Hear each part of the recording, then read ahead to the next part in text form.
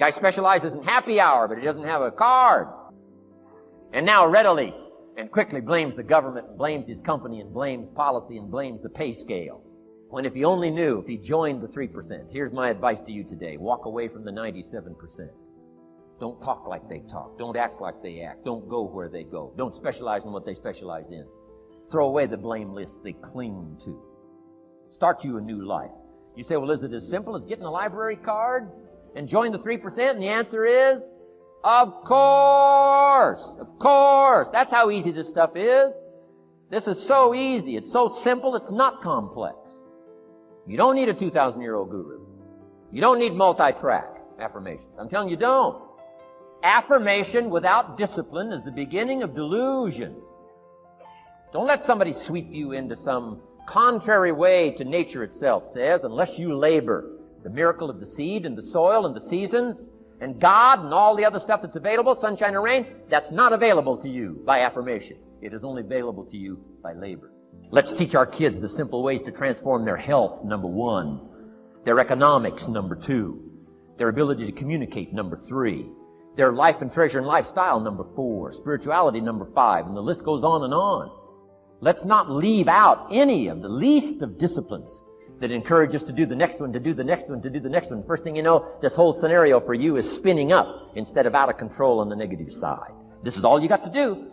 It's as simple as this. It's as simple as a start, committing yourself to life change. And once you start down this road, I promise you, you'll join the 10% and the 3%. In our Leadership Weekend we teach. Find out what poor people read and don't read it. I'm telling you, don't talk like they talk. Lend a helping hand, but don't fall into their poor philosophical scenario. Don't blame what they blame. Don't use the excuses they use. It's called the language of the poor. Switch gears, switch language, switch ideas, switch strategy. Start with the simplest of disciplines. And don't bemean any of these disciplines. The smallest of disciplines starts the process of life change. And if you'll invest in this thing called discipline, you can have whatever you wish. It's called the beginning of a miracle. Now here's the last clue on discipline. Do the best you can. I've got a good question for you. Is the best you can do all you can do? And the answer is no. Strangely enough. 2, doing the push-ups. Go from 5 to 50. It's a miracle. Number 1, do what you can. Number 2, do the best you can. Here's number 3. Rest very little. Don't rest too long. Why? The weeds take the garden. Kids have got that figured out. Can't rest too long. Here's the clue. Make rest a necessity, not an objective. The objective of life is not to rest. The objective of life is to act. Think of more disciplines. Think of more ways and means in which to use your own wisdom and your own philosophy and use your own attitude, your own faith, your own courage, your own commitment, your own desires, your own excitement. Join the 5%, join the 10%, join the 3%. Guess when I went and got this little book, Richest Man in Babylon? The same day I heard about it. I went and got it. Somebody says, well, Mr. Rohn, does that make you different than most other people? And the answer is yes. Somebody says, well, why is that? We don't know. We don't know. What do you know? You don't know. I don't know. None of us knows. Some do and some don't. The numbers don't change. Only the faces change. From those who get in on a seminar like this, listen to a dynamic sermon, read a book, listen to some cassettes, take seriously the next conversation of a friend who wants to level with you, and do something about it. And you can walk away from the 97%, not live there anymore. Because if you don't, the next 6 years of your life will be like the last 6. Mr. Shove said to me, Mr. Rohn, 6 years now you've been working. I'm telling you, the next 6 years of your life is going to be like the last 6, unless you take advantage and start making these personal changes. I made the changes, totally revolutionized my life. So take a look at the next 5 years of your life. It's going to be like the last 5, unless you change. And if you will change, everything will change. Join the 5%. Whatever position you find yourself in today, we put ourselves there by a series of thoughts and actions. Thoughts turn into things. That's very important to know. So let's look at both sides of it. For people who think negative thoughts, it turns into negative things. And the direct opposite is true for those who think positive thoughts. It turns into positive things. That's the deal. It's as simple as that, folks. thoughts become things. So the one glaring question for all of us always is, on a daily basis,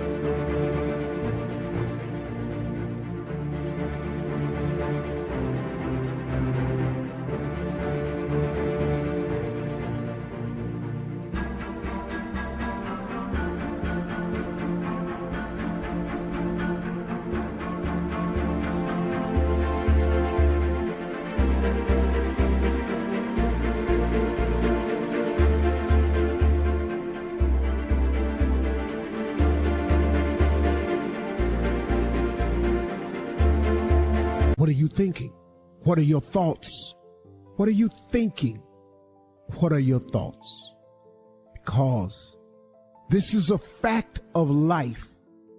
This is biblical. This is spiritual. This is written. This is philosophical.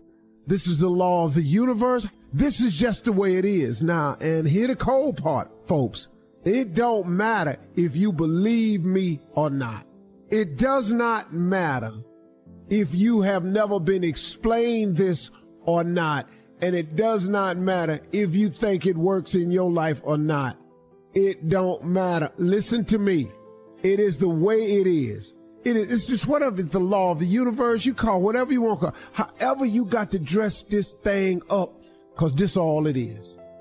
So when I say that you are where we are today because we thought ourselves here, oh, you best to believe that's true. You thought yourself here. No one else. See, let me explain something. I got people around me who so badly want to take credit for it, but I don't allow it because I keep pointing to the heavens.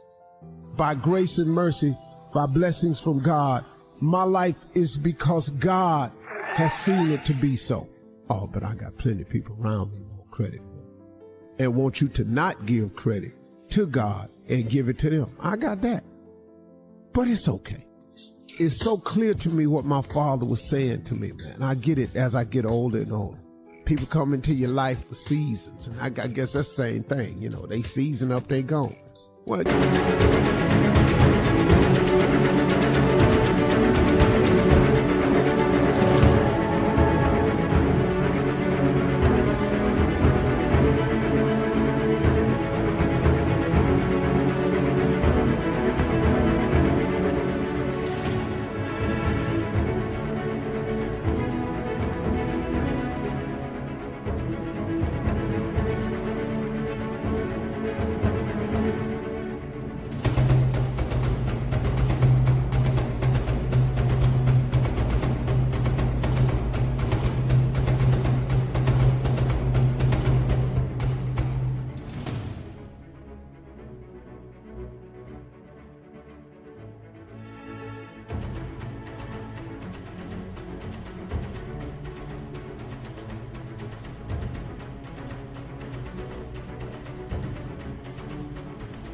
You know, hear the way they try to hold you, though.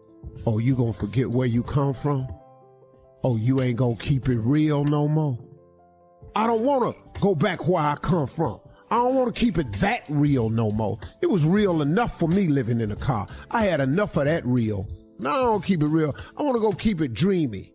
I wanna go keep it fantasizing. I wanna keep it out of this world. I wanna see what that's like. So nah. I ain't gonna forget where I come from, but you ain't gonna hold me to that, though. Thoughts become things. Where are the things that you want written down? What do you think about the most? How grateful are you for what all God has done for you? Where you at with that? If all you thinking about is your debt, if all you thinking about is what you ain't got, if all you thinking about is every time I turn around I'm sick, if all you thinking about it's the things in life that you're lacking. And if thoughts become things, how much debt you think you're going to stay in? how much lacking you think you finna fill your life with. How much more stuff you finna not have. Cause you keep thinking about it all the time. When you gonna be grateful? When you gonna say thank you? When it's gonna come out your mouth, man, that I may not be where I wanna be, but I sure am grateful for what you've given me so far, for the things I have today, because I don't have to have these things. You know what that does? That then opens up room for more stuff to come your way to be grateful for.